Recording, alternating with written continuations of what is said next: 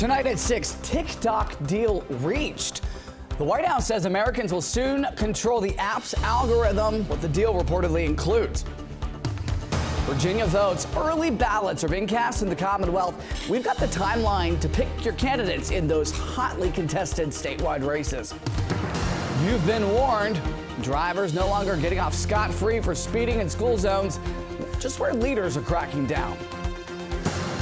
And the nice weather we saw today and what we'll see fairly much tomorrow will be gone this week as we have some wet weather coming back into the picture and some warmer temperatures as well. We'll talk about it coming up. I love that Daniels is hurt. I hope they got a backup quarterback can do what he do.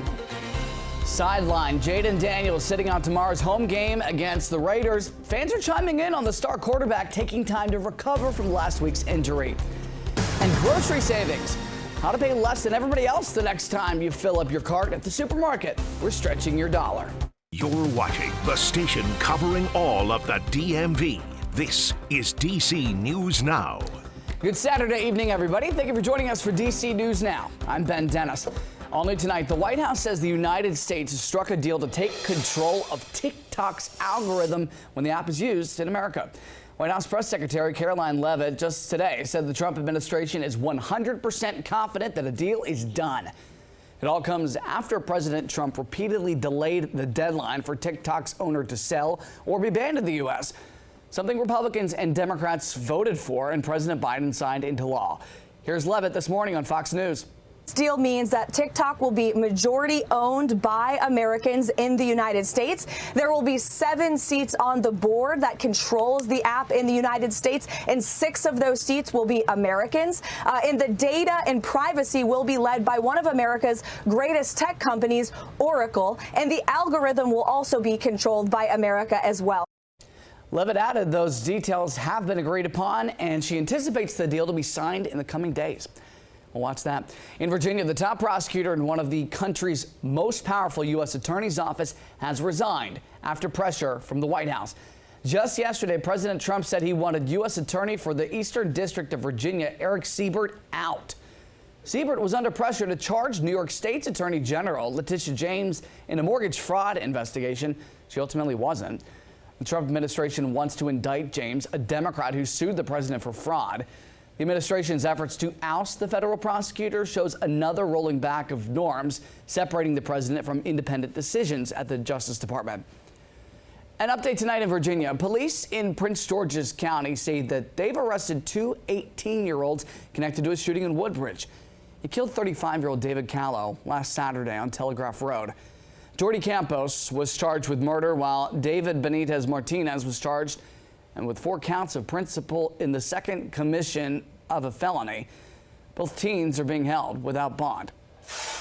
All right, turning now to the nation's capital. D.C. is the pickleball capital of the country this weekend. The National Mall of Pickleball is happening on America's Front Yard. And it's the country's fastest growing sport, back on the mall for a 3rd year. The tournament isn't just for pros. Players of all levels hit the mall, and everybody can experience plenty of play outside of the Smithsonian Metro Station. We caught up with the coordinator for this year's event. She says the sport not only helped her health, but her social life too. Pickleball is a life changer for me. I've been playing for 15 years. It's a great way to exercise. My number of people that I've met is just exploded because this pickleball is so social. The fun continues tomorrow. Plenty of fun to be had in the sun. Not too bad weather at that. Scott Sumner tracking it all. Yeah, absolutely. And it looks good for pickleball as we go throughout the next 24 hours for our area here. As you can see, we do have plenty of clouds around, but no rain over the area at this point in time. There were a couple little sprinkles, a little few showers on the eastern side of the district as we went through parts of the afternoon today. But right now we're seeing mostly cloudy skies. We're seeing a temperature of 74 degrees. However, rain chances are ramping up here this work week. Now, we do have a slight chance out towards the mountains on Sunday, maybe even on Monday too, but by Tuesday onward, that's when we have a better chance, more widespread showers across the DMV as a front starts to approach the region and stall out across the area. So tonight, 65 degrees, we have mostly cloudy skies. We'll drop out of the 70s again to the upper 60s by midnight and stay into the middle and upper 60s around 5 o'clock in the morning. It'll be a dry and cool night tonight, mostly cloudy on Sunday. Fall arrives Monday afternoon at 219 and on and off showers this week. Yes, indeed. I'll show you that 7-day forecast, which will need the umbrella in it, coming up. All right, Scott, thanks. Voters in Virginia are already casting ballots for November's general election and the hotly contested statewide races. Big contests include governor, lieutenant governor, attorney general, and for the House of Delegates. Among places in Northern Virginia to cast an early in-person ballot, 3 polling sites in Fairfax County and 1 each in Arlington and Loudoun counties. Election officials will open up more sites toward the end of the early voting period. That runs until November the 1st. The general election is November the 4th. You'll have a chance to hear from the 2 gubernatorial candidates in their first debate right here on DC News Now. Republican Lieutenant Governor Winsome Earle-Sears and former Democrat Congresswoman Abigail Spanberger will both take the stage Thursday, October the 9th at 7 p.m. The debate is hosted by our sister station Wavy, WRIC, and Norfolk State University. In the district, City Council member Robert White says that he is running to represent D.C. in Congress. He just spoke to our colleagues with Sunrise on the Hill about his challenge to longtime incumbent Eleanor Holmes Norton. Comes as pressure mounts on the 88-year-old congressional delegate to retire. Right now, we need someone who can carry that torch, and she hasn't been able to show up to the fight in the same way. I would be honored to have her support, and I hope that's something that will happen before we get to the primary. We can't afford to lose any more ground in the district, and I think she cares enough about the city to put the city first right now. We did reach out to Eleanor Holmes Norton for comment and have not heard back. Well, in Loudoun County, the days of getting off with a warning are almost over. Drivers around portions of Leesburg will be fined if they speed in school zones. DC News Now's Dave Laval joins us from Harper Park Middle School. Dave, what's being done to catch these violators? Well, signs are posted along this stretch of Potomac Station Drive to let you know when you drive through school zones. Leesburg police now have another tool to catch speeders. Take a look for yourself. Cameras are placed near the signs that will take pictures of the violator's car. They detect those who go at least 10 miles an hour over the posted speed limit when flashing lights tell you what that is. Police selected the locations for the cameras based on such things as high traffic volumes, persistent speeding, and significant pedestrian traffic. The program started August 21st as violators received a warning. That changes Monday as police will issue a $100 fine, and that's fine with most of the people we spoke to earlier. It's important to keep our most vulnerable population safe, which is our children. So I think we should definitely make that a priority these days. Cameras have also been placed around John Tolbert Elementary, Balls Bluff Elementary, and Loudoun County High Schools. Again, no more warnings after Sunday. Starting Monday, speeding through school zones will be a $100 fine. We're live in Leesburg, Virginia. Dave Laval, DC News Now. All right, thanks to Dave. Don't forget, click it or ticket. Turning now to sports, Commanders fans will not spot star quarterback Jayden Daniels on the field for tomorrow's home game against the Raiders. Our Yamari Sase reports as Daniels bounces back from a knee injury. To be clear, Jayden will not play Sunday. Correct. Fans were hoping to see Commanders quarterback Jayden Daniels take the field against the Raiders on Sunday, but they'll have to wait as he recovers from his knee injury. I don't love that Daniels is hurt. It's going to be tight. They're going to miss him. They're going to miss him. I hope they got a backup quarterback can do what he do. Some Commanders fans say this is a chance for the backup quarterback, Marcus Mariota, to step in and prove himself. Oh, I'm not worried at all.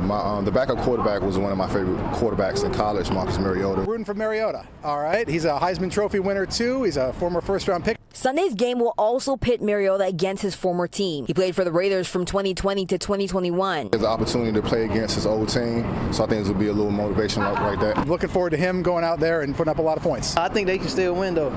And of course, Raiders fans in town for the game aren't hiding their excitement. They're hoping for a W. I think we're going to run the ball more for the Raiders. Ashton Genty's really going to show out, and then we're going to beat the Commanders. I'm hoping we have more of the first game for the Raiders than we did the second game of the Raiders. For Commanders fans, it's about holding on to hope and trusting the team. I'm praying and hoping. I put my money on it. Win. Win. I mean, we really need this one. We have all these division games coming up, so we just got to buckle down against a team that's not better than us. Get a W for the Burgundy and Gold. Tomorrow's game kicks off at 1 p.m. at Northwest Stadium. Heads up, if you're on Metro this weekend, WMATA says that free shuttle buses replace trains on the Red Line between Union Station and Rhode Island Avenue. They also say that Noma Gallaudet Station is closed and trains on the Orange Line will run on a single track between Cheverly and New Carrollton. Tonight, a D.C. police officer is on leave. He's accused of driving drunk and slamming into another car in Northern Virginia. Court documents paint a dramatic scene when Alexandria police arrested that officer last Sunday night. And the man whose car was smashed told our Randy Bass about a concerning conversation with the officer right after that wreck. These new photos showing the scene of Sunday night's crash on Russell Drive, allegedly involving D.C. police officer Trayvon King's car wrapped around a telephone pole and Delray neighbor Howard Hayes' parked car totaled. Hayes says he used to work as a police officer himself, and the situation immediately set off alarm bells for him. I asked him again, did you have anything to drink tonight? Kept on denying it, but the whole time he's really unsteady on his feet. Court documents say King identified himself as a DUI officer with MPD at that scene. Hayes says he heard his interactions with police. Then he starts getting upset, like, I'm a cop, why are you doing this to me? I'll lose my job. Officer statements and court documents say King resisted arrest at the scene before he was taken to a local hospital. Alexandria police say that's where he tried to grab an officer's weapon, told officers to kiss him, and tried to grope an officer's genitals. So first of all, being a police officer, why would you do that? That makes no sense. Going after their weapon, if you're going after a weapon, you're going to be using it. That's kind of scary. Officers say King also made statements at the hospital and at the detention center, allegedly saying, I drank driving, I shouldn't have done it, I effed up.